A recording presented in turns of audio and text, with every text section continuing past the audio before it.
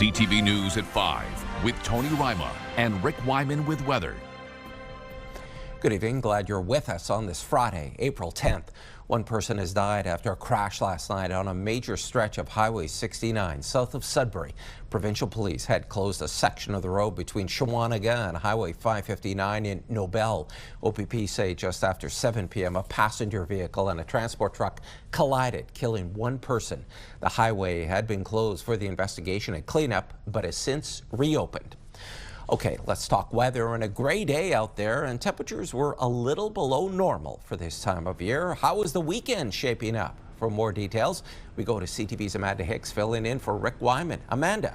Thanks for that, Tony. And overall, I'd say it's looking pretty good. We've got a window of sunshine opening up across the Northeast this weekend. Your first look at weather is brought to you by CAA. You can become a member at getcaa.ca. So if you're heading outside this weekend, you're planning to, Saturday is the day you definitely want to do that. It's going to be a pretty nice day, seeing some sunshine, seasonal temperatures as well. Tony, you did mention the gray skies. There is going to be some of that heading our way by the time Sunday rolls around. Some rain and some double-digit temperatures as well. I'll have more details on that, but back to you. Thanks for that, Amanda. It's been almost a year since an impaired driving incident in Sault Ste. Marie claimed the life of 15-year-old Connor Dunn. Today, the man behind the wheel in the fatal collision was in court. CTV's Corey Nordstrom has more.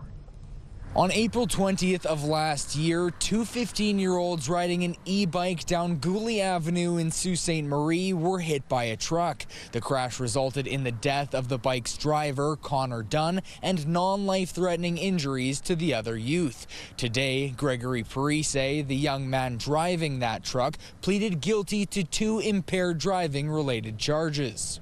Justice Sandra Caponecchia accepted Parisse's guilty pleas on both impaired driving causing death and impaired driving causing bodily harm.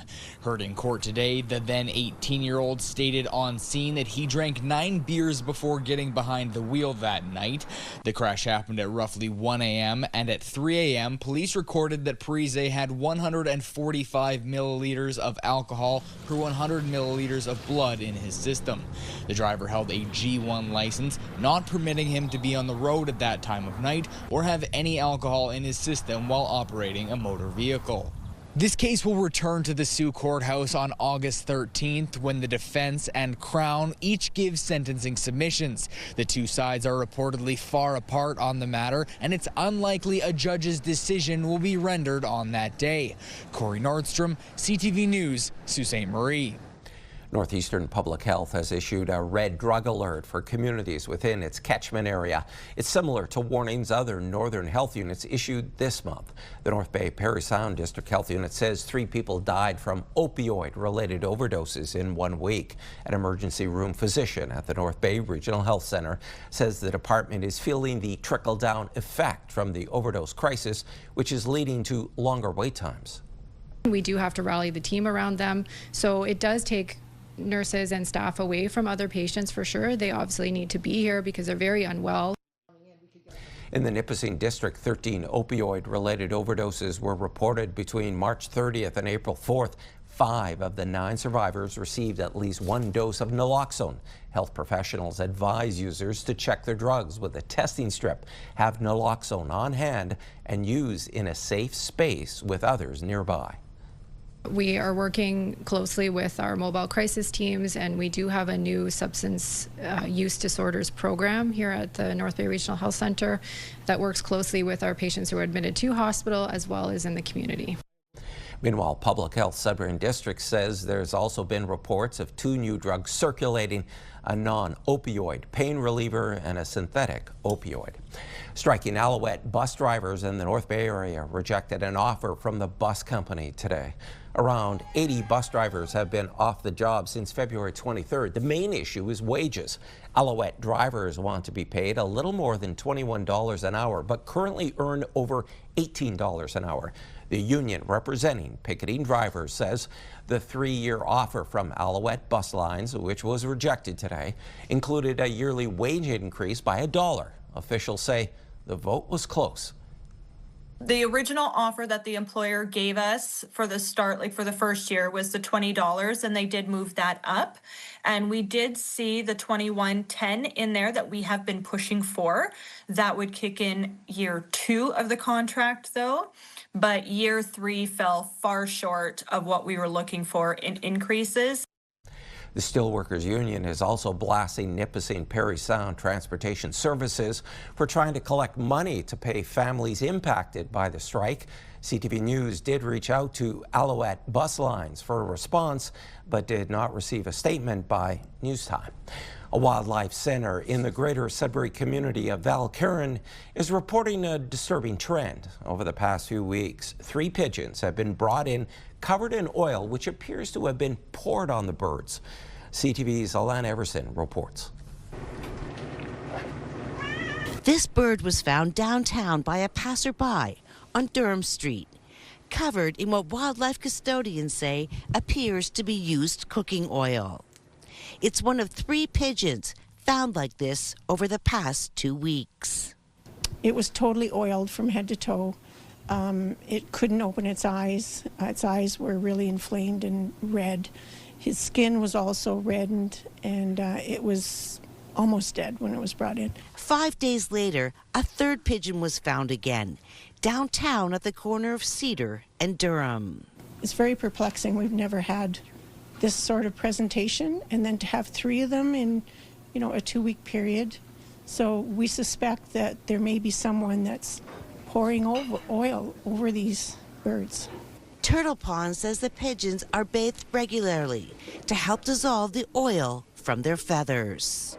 If there is someone doing this, we plead with them to please stop, because you're just causing a lot of suffering to these animals for no reason.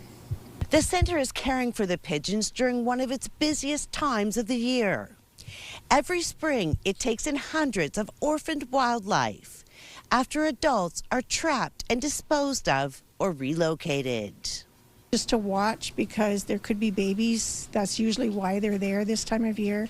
And there's ways you can get the mom to move on without trapping her and locating her to another area, which likely she won't survive anyway. Wildlife custodians at the center expect the pigeons will make a full recovery and then be released. Alana Everson, CTV News, Valcarron. A 36-year-old North Bay man is facing animal cruelty charges after 4 kittens were found dead. Police say the animals were found at a home on Castle Street yesterday. The suspect was identified and arrested at a nearby residence. It's time for a quick break. Coming up on CTV News at 5, Amanda has your full weather forecast. Right now, let's head to Batchewana Bay, north of Sault Ste. Marie. This live webcam is courtesy of Jake Cormier. It's a shot of Lake Superior. It's 1 degree. We will return in a few minutes.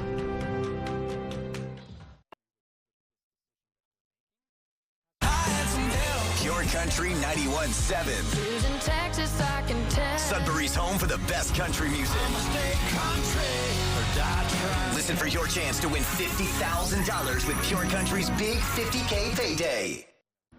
Welcome back. So we have some spring-like weather on the way, and with that, that means there is some rain, some gray skies on the way, but warmer temperatures, mind you. But before we get there, tomorrow is going to be a nice day. Some sunshine across the Northeast, seasonal temperatures, so it's going to be a pretty nice day tomorrow if you're looking to get out and about for sure. By the time Sunday rolls around, though, we've got that low pressure system that's going to be moving through the region, and with that, that's going to bring some precipitation. And we do have a flood watch in effect for Sudbury District and also North Bay area, so make sure you take care as well and pay attention to those kind of things. 5-day forecast starting with Sudbury Nickel Belt. So we've got a mix of sun and cloud for tomorrow, high of 7 degrees. Rain snow mix on Sunday, high of +9. Double-digit temperatures on Monday, chance of rain, and a chance of rain on Tuesday, high of 7. For Sault Ste. Marie, Algoma, mix of sun and cloud for tomorrow, high of 8. Rain on Sunday, high of 9. 10 on Monday, so double digits, chance of rain, chance of showers on Tuesday as well. Temperatures falling slightly to 6 degrees. For Timmins, Cochrane, Kapuskasing, cloudy skies for tomorrow, high of 6. Same temperature for Sunday, a chance of sleet, a rain-snow mix there. 7 degrees on Monday, cloudy skies, and then a chance of snow on Tuesday. Getting right back to those wintry kind of conditions there on Tuesday. For Temiskaming Shores, Kirkland Lake, high of 7 for tomorrow, mainly cloudy skies, chance of sleet on Sunday, cloudy skies on Monday, double digits there, high of 11, 4 degrees on Tuesday. The wintry conditions seem to want to keep coming back, high of 4, and then 8 on Wednesday. And finally for North Bay, West Nipissing, a chance of sleet in between with a little bit of sunshine there, high of +4 for tomorrow, high of 7 for Sunday. That looks like a really nice day there in North Bay. A rain-snow mix on Monday, high of 9, and then by the time Tuesday rolls around, high of 13 with a chance of showers. So Tony, we're seeing some sunshine in the forecast, some warmer conditions, a little bit of some wintry conditions as well, but we're in the Northeast. Sending it back to you. Thanks for that, Amanda. With temperatures on the rise and soggy weather on the horizon, Greater Sudbury residents experiencing or at risk of flooding can access sandbags. The city says people can visit one of the 5 public works depots. All the materials are there. Residents are responsible for filling the bags themselves. A note for motorists in North Bay. Traffic on Lakeshore Drive over Parks Creek Bridge will be reduced to 1 lane in each direction starting next week. The lane closures take effect Monday and will remain until further notice. According to city officials, a portion of the central structure needs rehabilitation. The city is closing it as a precaution while interim repairs are scheduled. The bridge was originally built in 1923 and was widened in 1941 and 1963. Nipissing MPP Vic Fideli announced more than $2.5 million today to support economic development in the riding. Almost $900,000 will go to Core Explore Drilling Services Corporation in Callander. 7 other organizations, including Nipissing University and the Capital Center, are also receiving money from the province. One of Manitoulin Island's most popular watering holes is closing its doors after 12 years. In a statement on its Facebook page, the owners of the Manitoulin Brewing Company write, in part, "This decision has not come easily. Like many in our industry, we have felt the impact of changing market conditions and evolving challenges that have made it increasingly difficult to continue operating in a sustainable way. After thoughtful consideration, we have chosen to close this chapter." The brewery made a name for itself by highlighting landmarks like the Swing Bridge and Bridal Veil Falls on its beer cans. The logo also featured a hawberry. It's unclear when the decision will take effect. It is on the move. Coming up on CTV News at 5, Sudbury Indie Cinema is looking at relocating, and its preferred site is not far from its current location. The Sudbury Five are one step closer towards defending their title. Northern Ontario's only professional basketball team secured a spot in the final with a 96-90 victory last night over the Montreal Tundra. They win the best-of-5 series 3-1. In the OHL playoffs this evening, 2 northern teams are going to see action. The North Bay Battalion are in Brantford to face off against the Bulldogs for Game 2. The troops are down 1-0 in the series. Meanwhile, the Sioux Greyhounds begin their series this evening in Kitchener to meet the Rangers for Game 1. Puck drop for both games is 7 o'clock. Northern Ontario Expo is hosting its annual Timmins Con event this weekend at the McIntyre Community Centre. There will be some big-name celebrities to meet who will help create economic spin-offs for the community. CTV's Lydia Chubak has that story. It's the day before the 15th annual Timmins Con, and the McIntyre Community Centre is under transformation. More than 80 exhibitors are setting up for 2 days of cosplay, vendors, and stars like Lou Ferrigno and Erica Durance. Organizers say this is their biggest celebration yet of all things fandom. I grew up reading comic books. If you walk downstairs in my man cave, it's all superheroes and, you know, sports pictures and autograph pictures and collectibles. So it's been with me since I've been very, very young. And living in Timmins all my life, I was one of those people saying there's never anything to do in Timmins. So I decided to try and do something about it. And here we are, you know, 15 years later, hosting an event that I'm very proud to be associated with. Northern Ontario Expo is a non-profit organization run by a board, and it amasses numerous volunteers, including family, to help make it a success. You know, my in-laws are heavily involved, friends, aunt and uncles, they come and help out, Fran's brother, you know, my kids. Dennis says Timmins Con now draws close to 5,000 people a year.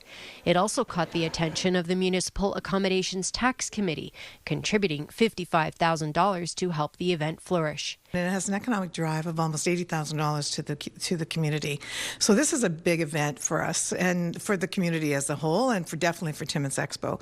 I think there's such an opportunity there for it to continue to grow. Exhibitors say the event is worth the drive and has become a favorite pop culture convention. And we've been doing this for a number of years, probably about 10 years for these items, but we change our stuff pretty much every year.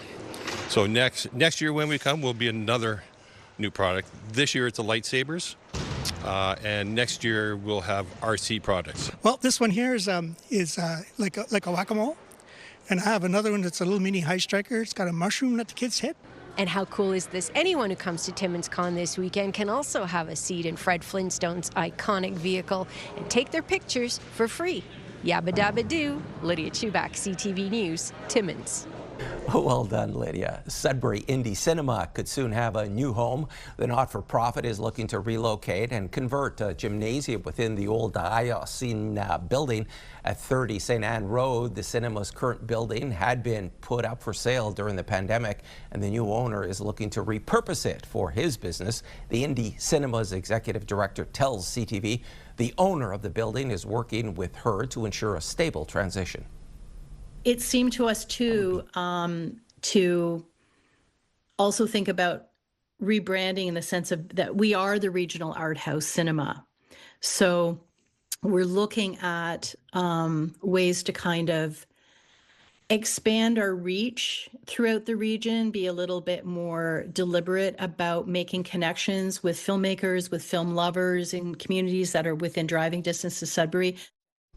Mayor says Sudbury Indie Cinema will remain at the current location for the next 16 months. She adds the Indie Cinema is looking to secure financing to complete this transition.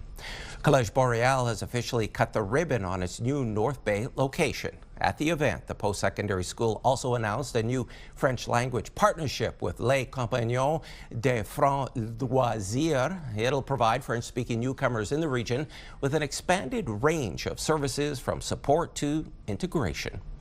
If you're a girl dad, you may know that styling long hair can be tricky. Now an event in Ottawa is looking to change that by giving some dads a new skill for their daughters. CTV's Sean Varden has more on the Braids and Beers event that has fathers learning hairstyling from professionals. Martin Savard's at a pop-up beauty school in a bar. He spent a lot of time brushing his daughter Amelia's hair, but now that she's 5, styling's become important. The Braids and Beers workshop, here to help.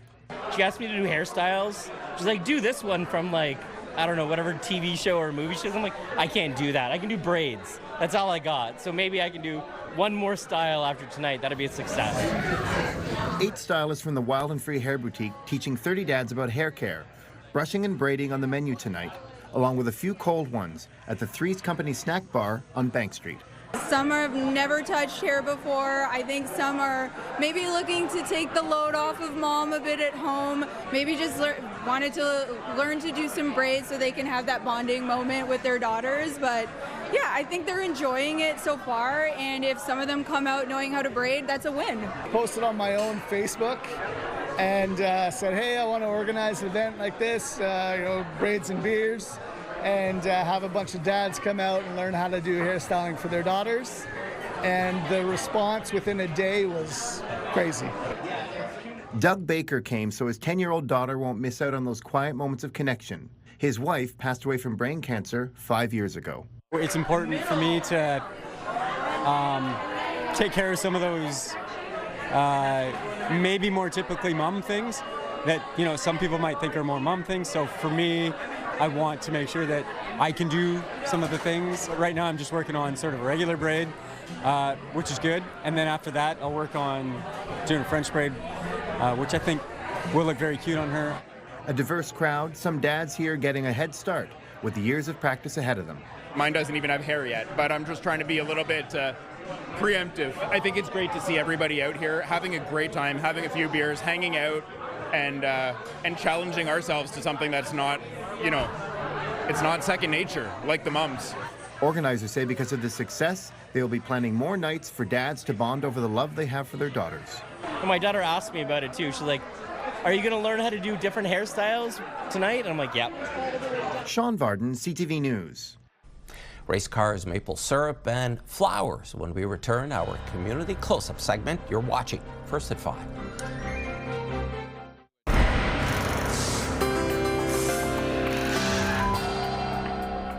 Our first community close-up comes to us from North Bay. Right now, the city is hosting the STEM Racing 2026 Canadian National Championships. The science, technology, engineering, and mathematics competition challenges high school students to design, manufacture, and race miniature air-powered cars. The event at Kenilworth College runs until Sunday. We're going north of Sault Ste. Marie to Gooley Bay. Rose Russo says the sap is running just enough to be able to produce a couple of gallons of maple syrup. She says the wind picked up and giant snowflakes started coming down. Thanks so much, Rose. Paulette Roy of Sudbury says she recently went to see her son and granddaughters in southern Ontario, and she spotted these beautiful crocuses while there. Thanks so much for the picture, Paulette. None here yet, though. And finally, baseball fans going to a game in Atlanta better bring an appetite if you want to eat this.